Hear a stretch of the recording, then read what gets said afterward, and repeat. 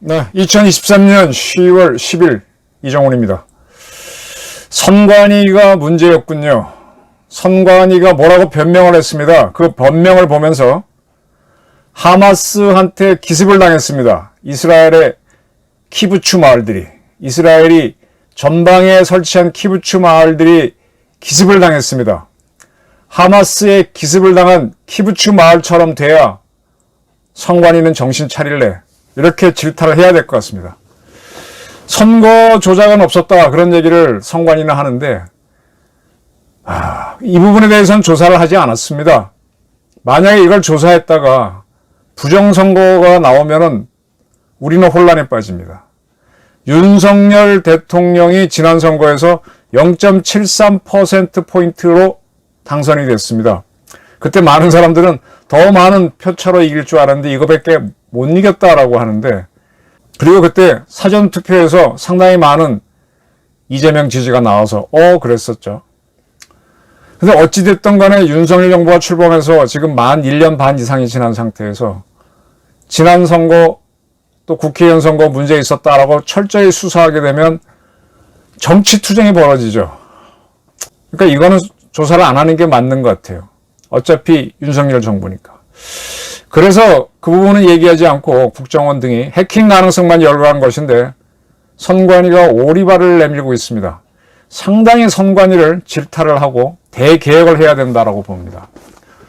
자, 중앙선거관리위원회 이번에 국정원하고 몇몇 기관에서 선관위 시스템에 대한 점검을 하고 난 다음에 뭐라고 하니까 선거 결과 조작은 불가능하다.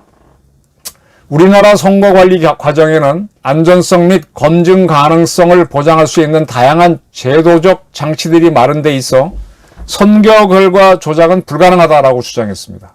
선거 결과를 조작한다. 어렵겠죠. 쉽지 않을 거예요. 그러면서 설명을 좀 했습니다. 저도 좀 와닿는 설명이에요, 이거는. 기술적 가능성이 실제 부정선거로 이어지려면, 자, 기술적으로 이렇게 할 수는 있다 이거예요. 근데 그게 실제로 이루어져서 부정선거가 되려면 다수의 내부 조력자가 조직적으로 가담해야 된다. 맞지요. 네. 이렇게 이제 하려면 내부의 조력자가 있어야 돼요.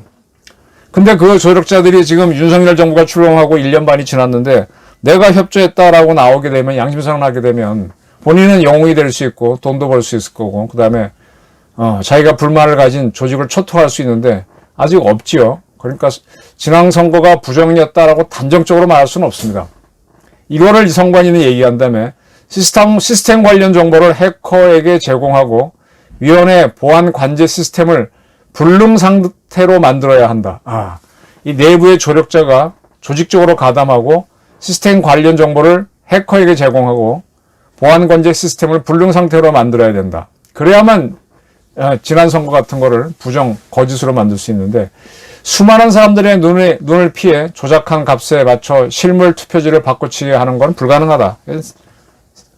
이런 얘기였어요. 이런 얘기는 대체로 맞을 겁니다.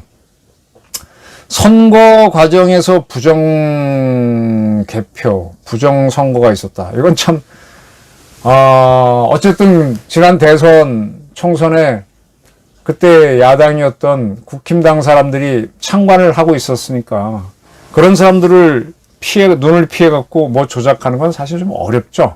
네, 저는 그렇게 봐서 이 선거 부정 문제는 일부러 다루지 않았습니다.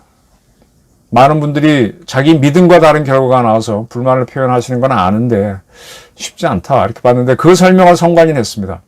그리고 이제 자기네 주장이 단순히 기술적인 해킹 가능성만을 부각해 선거 결과 조작 가능성을 언급하는 것은 선거 불복을 조장해 사회 통합을 해친다.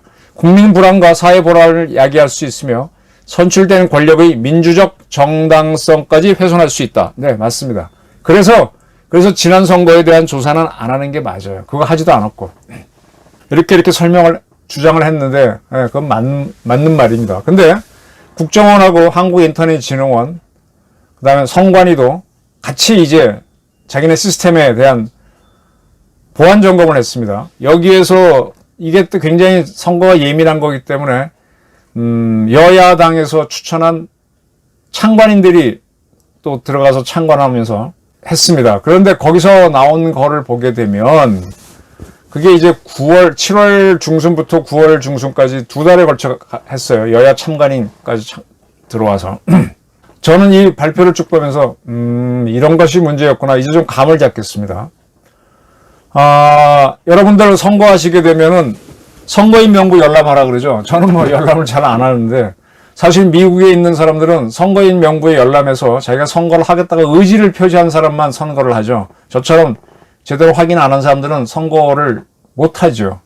왜냐하면 우리나라는 무조건 선거인 명부에 올라가 있지 않으면 모를까. 올라가 있는 걸 자기가 내 이름이 있는지 없는지 확인을 안 해도 투표할 수 있습니다만 미국은 적극적으로 정치에 참여할 수 있는 국민한테만 선거인 명부를 확인한 사람한테만 투표 기회를 주는 차이가 있습니다. 어쨌든 간에 이 선거인 명부는 상당히 중요한 건데 여기에는 누가 유권자인지 어떤 사람인지 쭉 나와 있죠.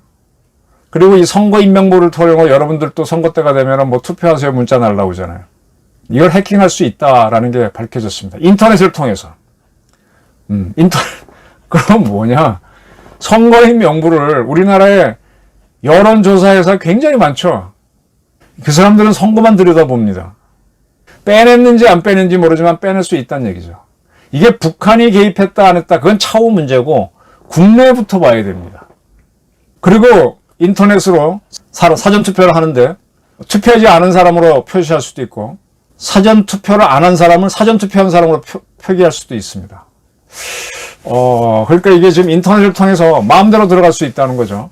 하여간 선거인 명부를 지금 우리나라에 해커가 얼마나 많습니까? 다 뺄 수 있구나.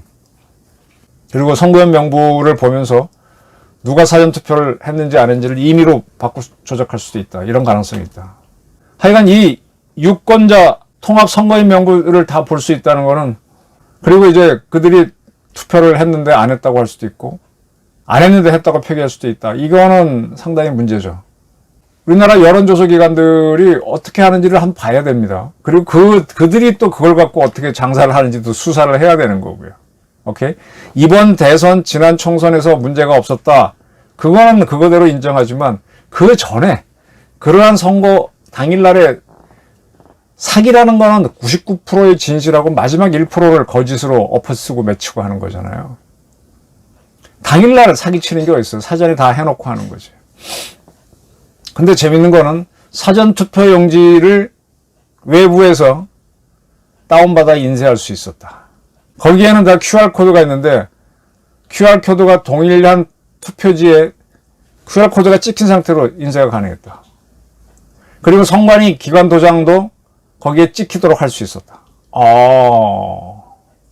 이걸 실제로 해보니까 됐답니다. 그럼 이건 뭐냐? 이 정도 해킹은 누구나 다 할 수 있겠죠.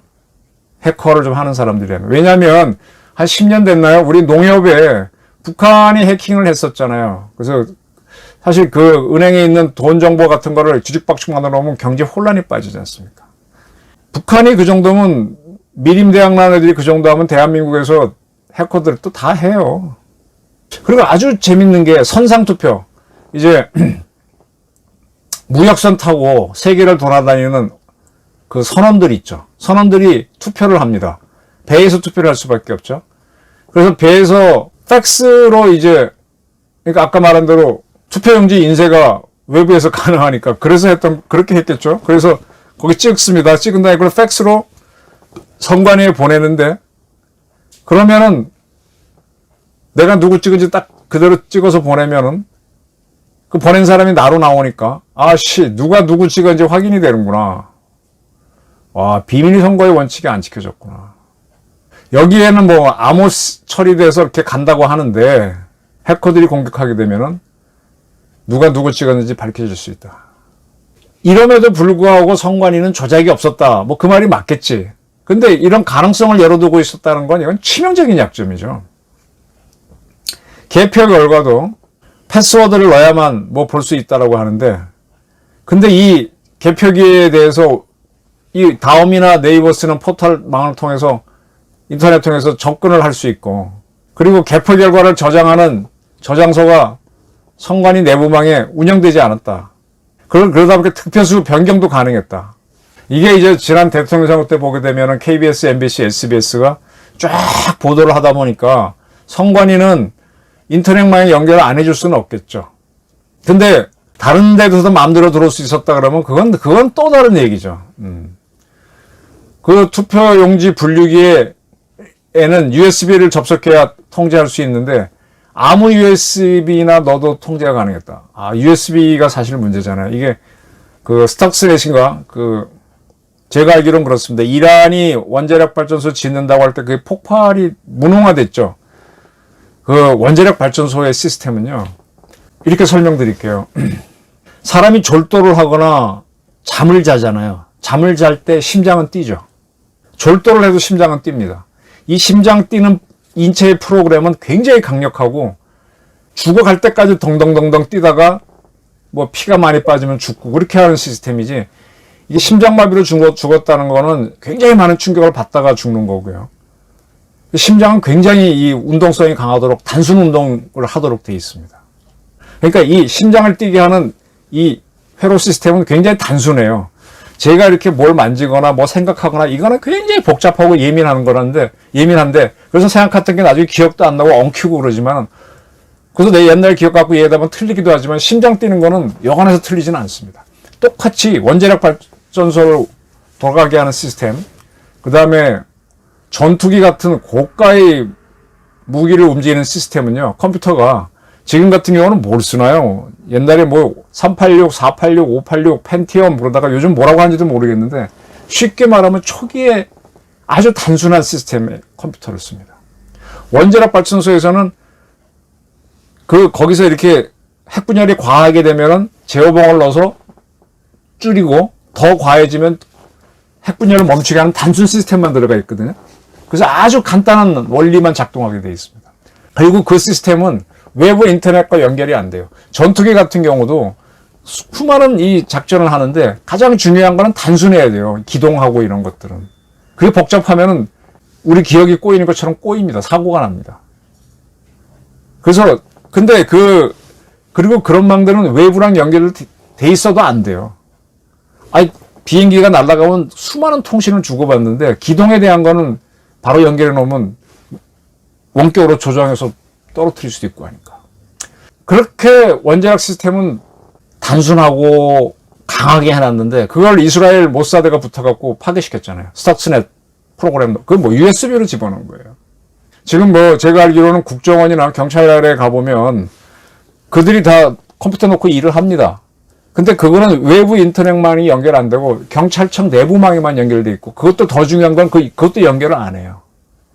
그래서 그들이 우리 인터넷에 있는 정보를 일로 옮기려면 USB 받아가지고 꽂고 그렇게 하는데, 그 USB에 다른 게 들어갈 수 있기 때문에 그걸 또 특수한 걸 쓰도록 돼 있는데 그렇게 안 돼 있네.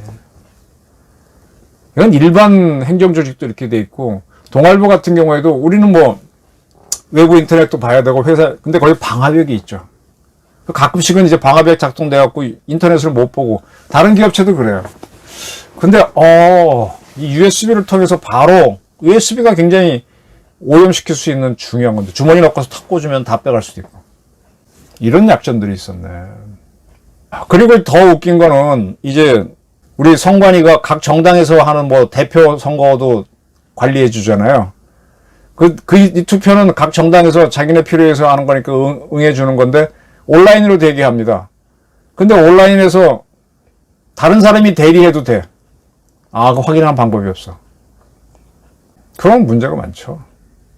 그러면 특정 정당에서 누가 대표가 될 때 누가 하면 뭐 다른 사람 계정으로 내가 해도 되는 거죠. 그리고 이제 우리가 현재 해외 동포들이 투표를 할 수 있는데, 그 사람들이 우리 대사관에 가서 투표하지 않습니까? 투표할 때 그 선거망이 대사관, 영사관 그 망을 통하니까 그 선거를 하는 과정에서 우리 그 외교기관에 있는 망에 침투해서 자료를 빼갈 수 있다. 그 국가 1급 보안 정보들이 나갈 수 있네요. 굉장히 문제가 많았네요. 제 친구가 이제 행정부처의 공무원을 쭉 하면서 선거 때마다 선관위가 이제 일반 공무원들을 동원해서 관리를 하고 선관위는 지들은 관리만 한다고 납시고 지야말로 저 아무 짓도 안 하고 그 행정센터나 또 학교 선생님들이 들어와서 다 일을 하잖아요.